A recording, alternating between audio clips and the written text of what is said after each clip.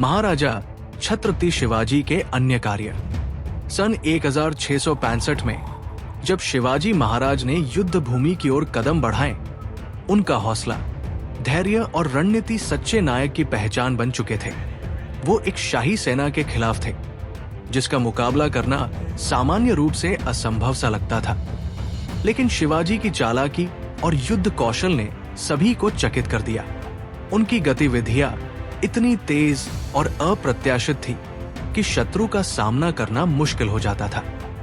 शिवाजी की गुप्त खबर प्रणाली इतनी मजबूत थी कि वो हर स्थान पर एक कदम आगे रहते थे।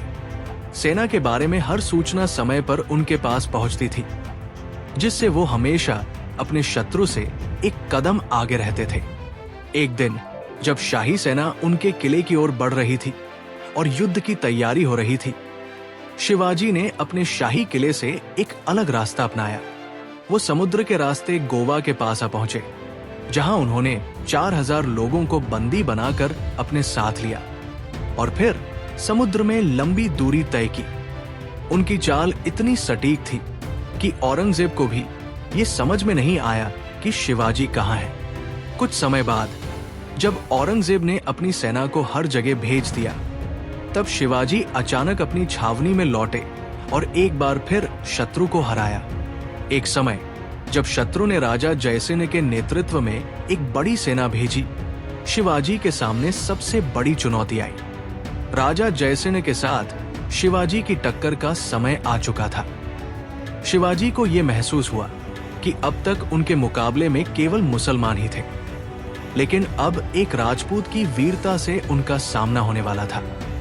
ये सोचकर शिवाजी को चिंता हुई, क्योंकि राजपूत योद्धा भी वीर होते हैं और उनकी ताकत से निपटना आसान नहीं था। शिवाजी ने इस बार पूरी तरह से युद्ध की रणनीति बदलने का विचार किया। उनका मन भी भारी था, लेकिन उनके अंदर एक अदम्य साहस था। शिवाजी ने राजा जयसेन से संधि करने का प्रस्ताव भेजा। उन्होंने ये निर्णय लिया कि युद्ध के बजाय समझौता करना ज्यादा लाभकारी होगा। यह फैसला उनके लिए एक जोखिम भरा था, लेकिन उनके दिमाग में एक योजना थी जो उन्होंने धीरे धीरे क्रियान्वित करना शुरू किया। राजा जयसिंह ने विश्वास दिलाया कि वो शिवाजी को सम्मान देंगे और शाही दरबार में उनका स्वागत करेंगे। शिवाजी ने अपनी शर्तों के साथ राजा जयसिंह से संधि की। इसके बाद वो शाही सेना से मिलकर एक और नया मोर्चा खोलने का विचार करने लगे। लेकिन जैसे ही शिवाजी ने अपने किलों का निरीक्षण किया और संधि के बाद शत्रु के पास जाने का मन बनाया, उनकी योजनाओं में एक बड़ा ट्विस्ट आया। जब शिवाजी किलों के निरीक्षण से लौट रहे थे, उनके एक प्रमुख किलेदार बाजी की वीरता ने उन्हें चौंका दिया। किले की रक्षा करते हुए बाजी ने खुद को शत्रु की गोलियों से बचाते हुए पूरे किले को अपनी आखिरी सांस तक बचाए रखा। उस दिन बाजी के शरीर में न केवल मराठा वीरता बल्कि पूरे हिंदू गौरव का प्रतीक था। बाजी की मृत्यु ने शिवाजी को झकझोर दिया। उनकी आंखों में आंसू थे, लेकिन दिल में केवल एक आग थी। एक शपथ थी कि किले को किसी भी हाल में शत्रु के हाथों नहीं जाने देंगे।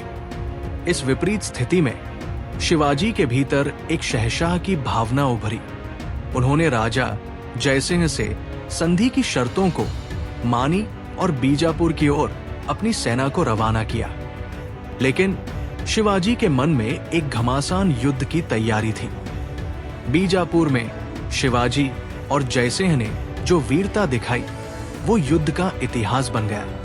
एक दिन जब औरंगजेब ने शिवाजी की वीरता की सराहना की और उन्हें शाही दरबार में आमंत्रित किया, तब शिवाजी ने निर्णय लिया कि यह अवसर एक अंतिम नायक की तरह अपने स्वाभिमान की रक्षा करने का है।